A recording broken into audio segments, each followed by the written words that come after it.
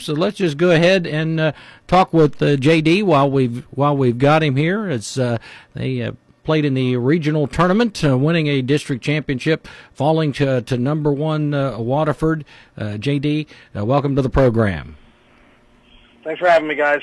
Hey, well, let's start with the positive. Let's talk about your season and getting to that point. First time ever to the regional tournament, cutting down the nets as district champions.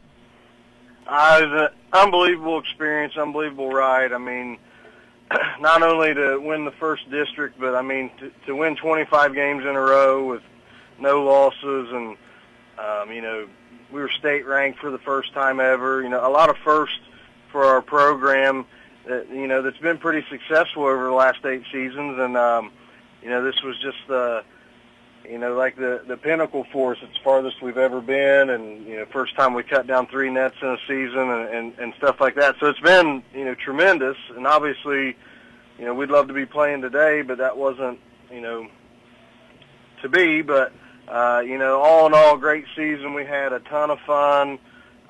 Great group of girls. Every game was just I look forward to game day like no other year I had, just because of how much fun we had. The girls on the bench had fun, girls on the floor had fun, and when you're winning like we did, it makes it a lot easier to have fun. But practices were great, and really it's hard to see it come to an end, because you've been doing this for so long, day in and day out, and then all of a sudden it stops. It takes you a while to kind of get used to it, but we don't have any regrets. It was a great time, great season, and couldn't be more proud of the girls. Over at Jackson the other night, we were there to broadcast the game, and I was talking to Chuck about it on the way home. I said, I was an SID at Rio Grande for 12 and a half years. There weren't very many crowds that I got to broadcast from at the small college level as big as that one was the other night. That was what I really missed when I was doing games at that level, was you didn't have crowds like that at those games. What an amazing crowd the other night at Jackson.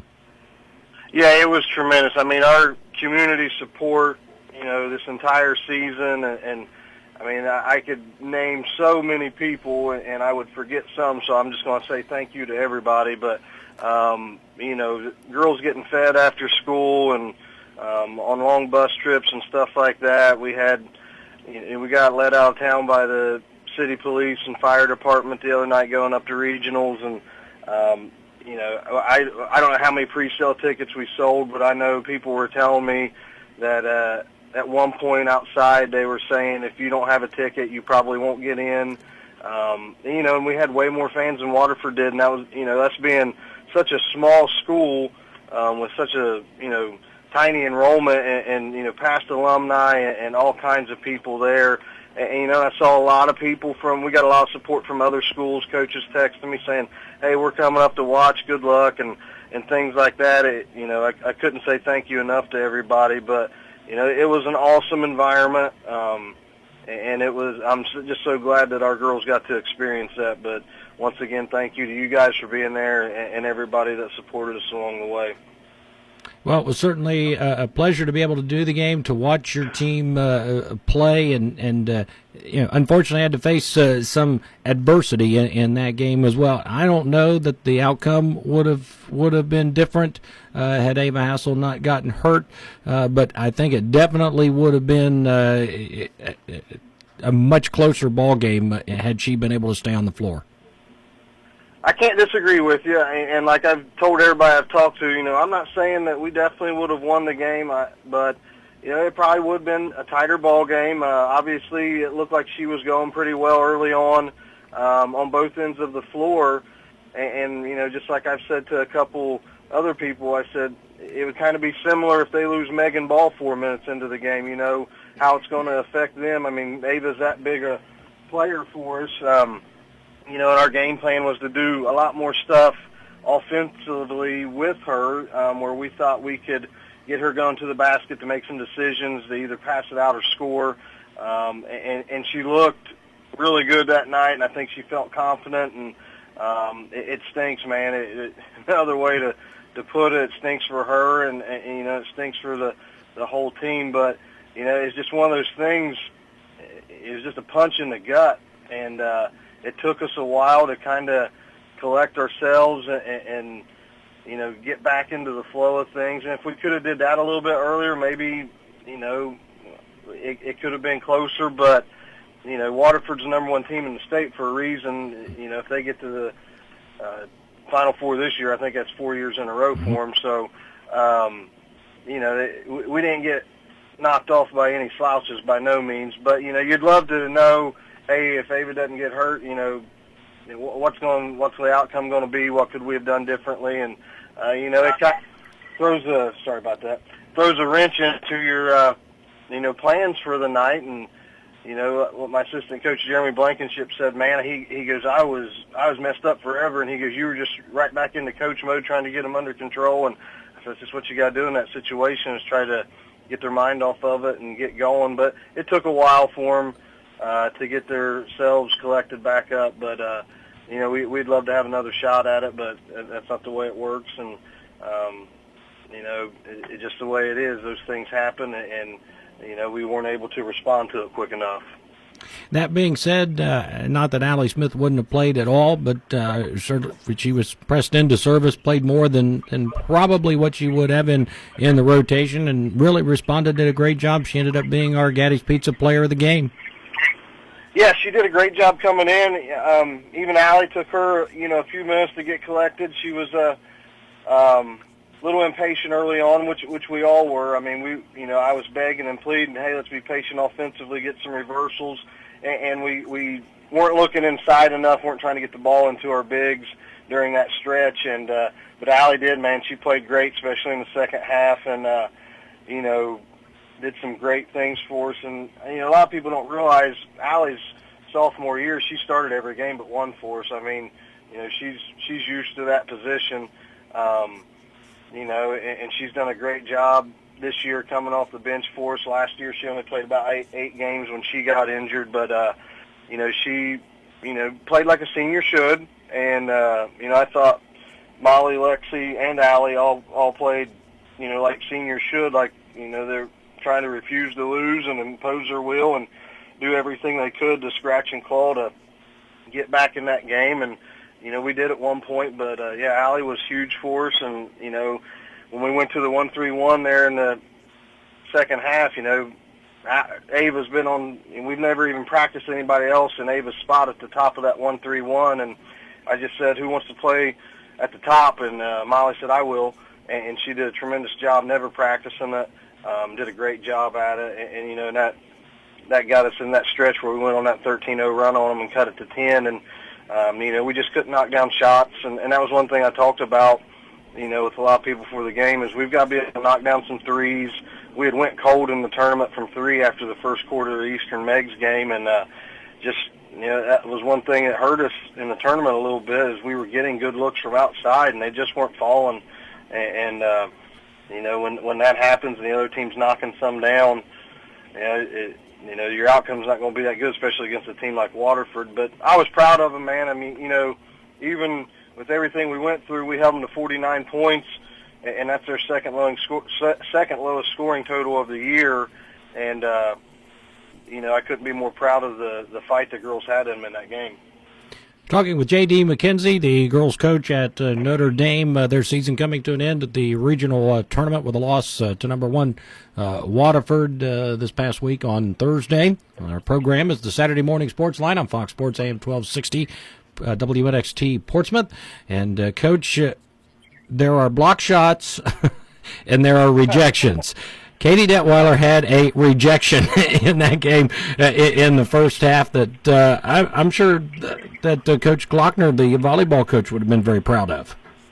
Yeah, she's been doing that all year. I mean, we went back and watched film on some of them, and it's just unbelievable. And you're sometimes thinking, man, why would that kid take that shot with her in her face? Because I've seen her block shots that look like she hit them with her armpit instead of her hand, because she's obviously tall at 6'4", but she's got like a 6'7" wingspan, so her arms are tremendous in length. And, she blocked over 125 shots this year in the season, and, that's not playing in a lot of fourth quarters in games. But, she's such an asset to have in the paint, not only blocking shots, but once she blocks one or two, you can tell when people come in the paint, it's with a little different attitude. They're a little gun shy, and it changes how people approach attacking you.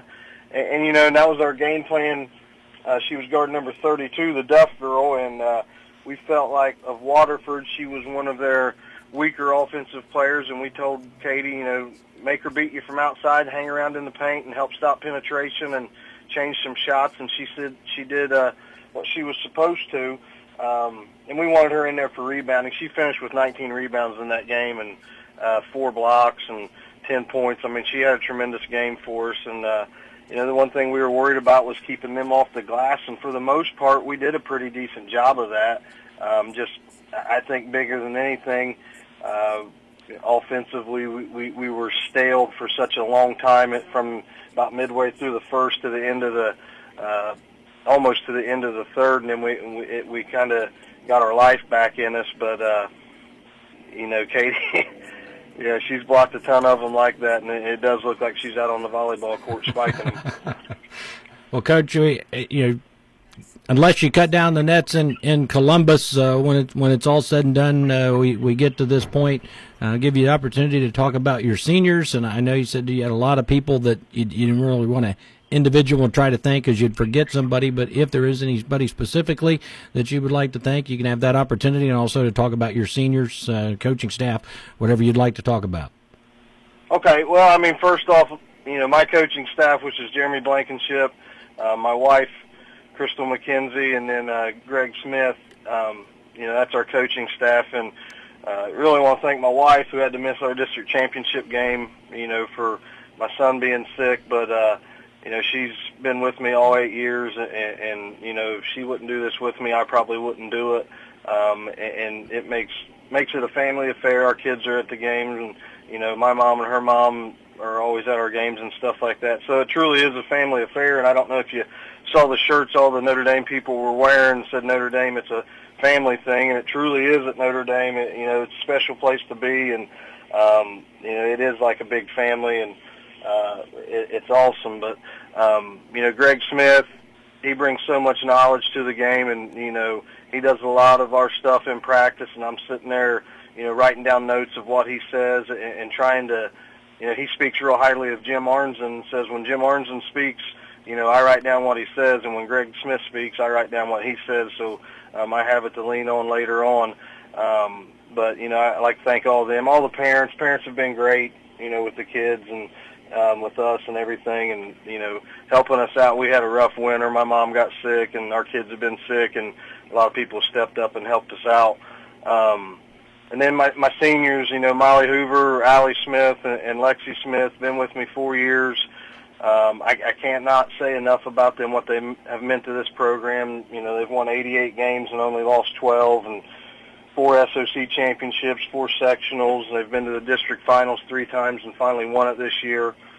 The leadership and everything they've brought to the table to, keep this program where it's at and show these young girls what it means to, be a Lady Titan and be successful, and, what our program's about, and that's about winning and, being a family at the same time. And we talk a lot about that, about, basketball is one thing, but, we want to make these young ladies, when they graduate, that they learn life lessons from basketball, and we feel like we do a pretty good job with that. We try to, everything we talk about has, links to what you're going to face later in life, being a team player wherever you work, and, having a role to fill and things like that. So it's been tremendous, and, I can't say thank you enough to everyone and you guys for, giving us the publicity we've had this year in a place we could talk about our girls and our team. So thank you guys. And thank you for calling in and being a part of the program. You're pretty religious in doing that. There might have been a show or two you didn't get on. Of course, there's a couple we didn't have because of our problems here that we had at the radio station, but we appreciate your participation as well. No problem, guys. I really appreciate it. Can't wait till next year. All right, and that is J.D. McKenzie of the Notre Dame Lady Titans calling in. We'll go ahead and take a time out here on the Saturday Morning Sports Line on Fox Sports AM 1260. This is Gary Duzan.